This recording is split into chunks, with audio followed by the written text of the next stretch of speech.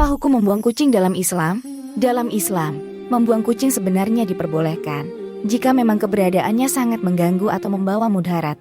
Hal ini sebagaimana disampaikan oleh Syekh Ibrahim Al-Baijuri menjelaskan seperti berikut. Setiap hewan yang menimbulkan kerusakan, seperti kucing yang diketahui melakukan kerusakan terhadap burung, makanan, dan lainnya, maka pemiliknya harus menggantinya dan ia harus mencegahnya sedikit demi sedikit sebagaimana hewan yang mengganggu. Dijelaskan pula dalam kitab berjudul Fathul Al-Aziz, menurut beberapa ulama, kucing yang mengganggu berarti sama seperti anjing galak dan hewan buas. Karenanya, ia boleh dibuang dan diusir.